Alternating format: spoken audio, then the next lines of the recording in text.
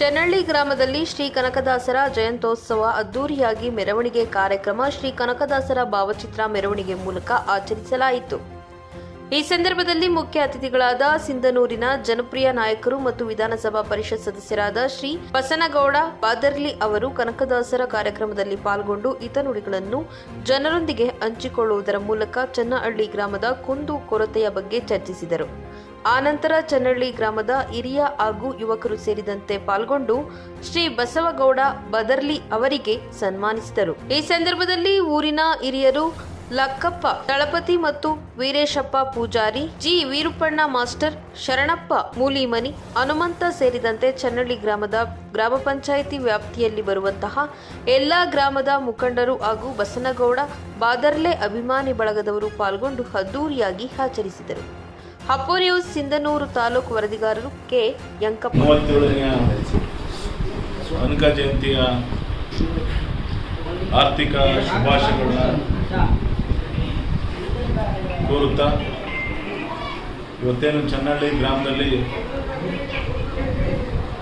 ಹಿರಿಯರು, ಯುವ ಮಿತ್ರರು, ನಮ್ಮ ಅಕ್ಕ ತಂಗಿಯರು ಎಲ್ಲರೂ ಸೇರಿ ಬಹಳ ವಿಜೃಂಭಣೆಯಿಂದ ಕನಕದಾಸ ಜಯಂತಿ ಮಾಡಿದ್ವಿ. ನನ್ನ ವೈಯಕ್ತಿಕ ನನ್ನ ಪರವಾಗಿ ಎಲ್ಲರಿಗೂ ಚನ್ನಹಳ್ಳಿ ಗ್ರಾಮದ ಎಲ್ಲ ಗುರು ಹಿರಿಯರಿಗೂ ನನ್ನ ಕೋಟಿ ನಮಸ್ಕಾರಗಳು. ಕನಕದಾಸರು ಅವರು ನಡೆದು ಬಂದಂಥ ದಾರಿ ಅವತ್ತಿನ ಏನು ನಮಗೆ ಬಿಟ್ಟೋಗಿದ್ದಾರೆ, ಇವತ್ತಿನ ಯುವ ಪೀಳಿಗೆಗೆ ಆದರ್ಶವಾಗಿ ಇವತ್ತು ಉಳಿದಿದೆ. ಇವತ್ತು ಯಾವುದೇ ಒಂದು ಜಾತಿಗೆ ಸೀಮಿತವಾದಂಥ ಕನಕದಾಸರಲ್ಲ, ಎಲ್ಲ ಜಾತಿ ವರ್ಗಕ್ಕೆ ಅವರು ಆದರ್ಶ ಪ್ರಿಯರು. ಅವರು ಎಲ್ಲರೂ ಅವತ್ತೇ 15-16ನೇ ಶತಮಾನದಲ್ಲಿ ಇವತ್ತು ನಾವೆಲ್ಲರೂ ಒಂದಾಗಿರಬೇಕು ಎಂಬ ಸಂದೇಶ ಕೊಟ್ಟಿರ್ತಕ್ಕಂಥವ್ರು.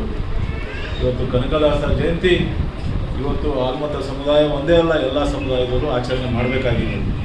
ಅವರ ನುಡಿ, ಅವ್ರು ನಡೆದು ಬಂದಂಥ ದಾರಿ ಇವತ್ತು ನಾವೆಲ್ಲರೂ ನೆನಪು ಮಾಡಿಕೊಂಡು ಇವತ್ತೇನು ಮುಂದಿನ ಪೀಳಿಗೆಗೆ ಇವತ್ತು ಅವರು ಏನು ಬಿಟ್ಟೋಗಿದ್ದಾರೆ, ಅವ್ರಿಗೆ ಬಿಟ್ಟೋಗಿರ್ತಕ್ಕಂಥ ದಾರಿ ನಾವೆಲ್ಲ ಅಳವಡಿಸ್ಕೊಂಡು ಹೋಗುವಂಥದ್ದು ಭಾಳ ಅವಶ್ಯಕತೆ ಇದೆ.